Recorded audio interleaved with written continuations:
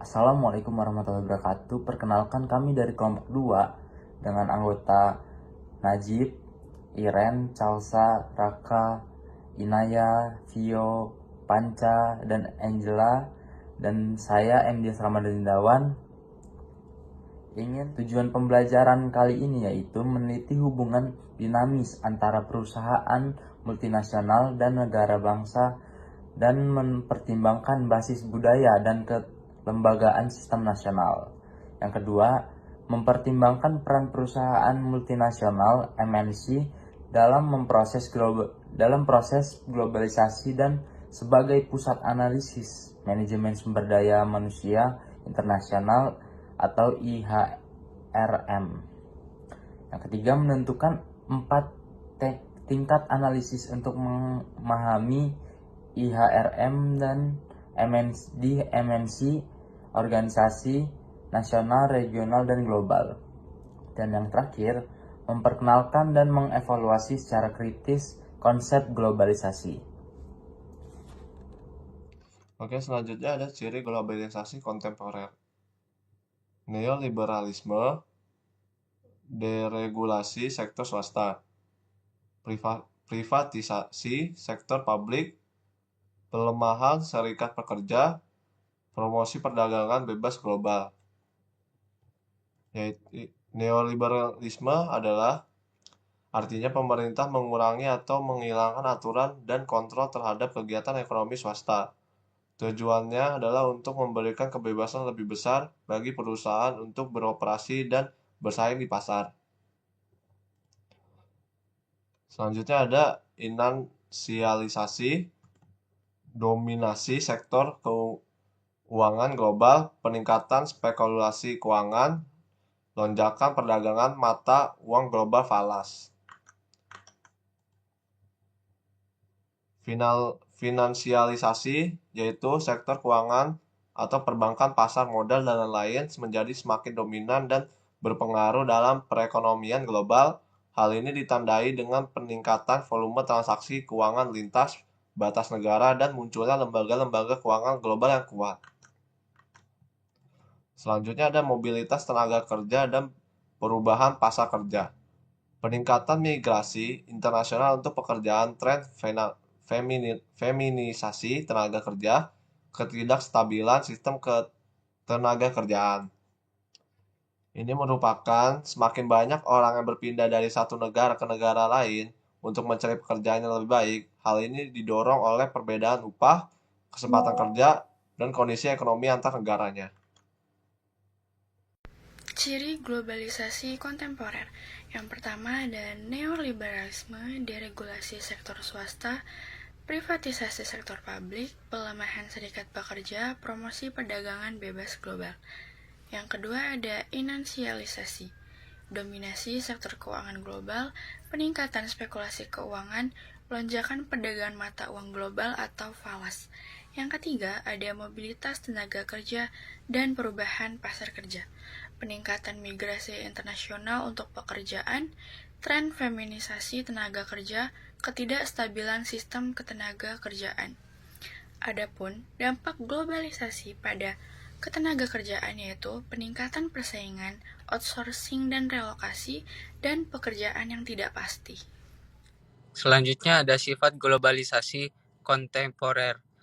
Globalisasi sejak 1980-an didominasi oleh kapitalisme neoliberal dan finansialisasi. Terus yang kedua ada Amerika Serikat sebagai aktor utama, sementara negara berkembang sering dirugikan. Yang ketiga ada dampak globalisasi pada ketenaga kerjaan, peningkatan persaingan, outsourcing, dan relokasi pekerjaan tidak pasti. Selanjutnya ada memperdebatkan globalisasi. Teori globalisasi kuat berpendapat bahwa dunia bergerak menuju ekonomi global yang terintegrasi, di mana ekonomi nasional menjadi kurang relevan dan perusahaan transnasional (TNC) mengendalikan pasar. Kritik sejarah menunjukkan bahwa perdagangan dan investasi global sudah ada sebelum Perang Dunia I, bahkan dengan keterbukaan ekonomi yang lebih tinggi. Selain itu, aliran modal dan tenaga kerja masih dipengaruhi oleh hubungan ekonomi tradisional, dengan negara maju tetap mendominasi. Selanjutnya yaitu globalisasi dan MNCS atau Multinational Corporation. Globalisasi telah meningkatkan pengaruh perusahaan multinasional dalam ekonomi internasional. Perusahaan-perusahaan ini tuh berkontribusi terhadap pertumbuhan ekonomi, penciptaan lapangan kerja, dan peningkatan kesejahteraan, terutama di negara-negara berkembang. Namun MNCS juga itu dikritik karena menurunkan standar tenaga kerja dan meningkatkan polusi, terutama di negara-negara dengan regulasi lemah. MNCS ini semakin besar secara geografis karena merger dan akuisisi lintas negara yang dimiliki implikasi terhadap manajemen sumber daya manusia. Oke, selanjutnya ada dampak MNCS terhadap sumber daya manusia.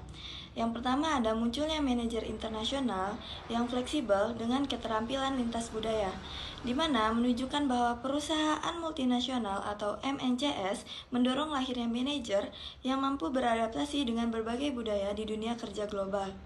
Yang kedua ada MNCS menyesuaikan diri dengan regulasi nasional tetapi juga mempengaruhi kebijakan lokal, di mana dia menggambarkan bagaimana perusahaan multinasional tetap mengikuti peraturan setempat, namun juga bisa memberi pengaruh terhadap kebijakan di negara tersebut.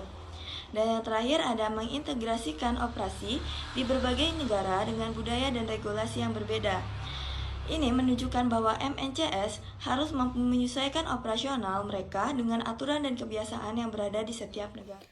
Materi selanjutnya adalah perusahaan multinasional, negara, dan dampak nasional. Jadi, setiap negara memiliki sistem kelembagaan dan kebijakan ekonomi yang mempengaruhi bagaimana perusahaan multinasional beroperasi. Lantas, bagaimana peran negara dalam regulasi ekonomi? Jadi, negara menyediakan infrastruktur fisik dan sosial termasuk regulasi hukum, pendidikan tenaga kerja, serta kebijakan ketenagakerjaan yang menentukan syarat dan aturan operasi bagi perusahaan multinasional atau MNC. Nah, ternyata perbedaan regulasi negara juga berdampak pada praktik internasional human resource management. Seperti contoh, di Eropa terdapat regulasi ketat dalam perekrutan, pemecatan, dan hak pekerja. Sedangkan di Amerika Serikat, perusahaan memiliki lebih banyak fleksibilitas dalam pengambilan keputusan strategis terkait tenaga kerja. Terus, bagaimana hubungan perusahaan multinasional dengan negara? Jadi, meskipun MNC atau perusahaan multinasional ini adalah organisasi yang kuat, mereka tetap bergantung pada keuntungan lokasi dan dukungan dari pemerintah nasional. Negara-negara memainkan peran dalam menentukan akses ke pasar, aturan operasi, serta hubungan tenaga kerja. Selanjutnya nomor 4 yaitu dampak nasional dalam operasi MNC. Perusahaan multinasional tidak hanya dipengaruhi oleh lingkungan asalnya, tetapi juga oleh lingkungan negara tuan rumah tempat mereka beroperasi. Ini menciptakan kombinasi unik dari praktik bisnis yang disesuaikan dengan kondisi lokal. Lalu yang kelima, 2 pendekatan dalam memahami pengaruh nasional. Yang pertama ialah pendekatan budaya. Pendekatan budaya ialah menekankan bahwa perbedaan budaya nasional memengaruhi praktik bisnis dan manajemen SDM. Lalu yang kedua, pendekatan institusional. Pendekatan institusional ialah memfokuskan pada peran institusi seperti sistem hukum, keuangan, pendidikan, dan pasar tenaga kerja dalam membentuk kebijakan perusahaan. Manajemen sumber daya manusia internasional atau International Human Resource Management merupakan pengelolaan sumber daya manusia di perusahaan global yang disesuaikan dengan kondisi lokal. International Human Resource Management dipengaruhi oleh perbedaan budaya, sistem hukum, ekonomi, geografis, kendala bahasa, dan dinamika pasar tenaga kerja. Tantangan yang dihadapi meliputi pengelolaan tim multikultural, kepatuhan kepada regulasi lokal, peningkatan keterampilan global, serta koordinasi lintas zona waktu. Selain itu, konsep virtualisasi dan globalisasi mendorong perusahaan mengadopsi strategi inovatif seperti outsourcing human resource untuk mengintegrasikan praktik manajemen adaptif yang meningkatkan kinerja daya saing di pasar internasional.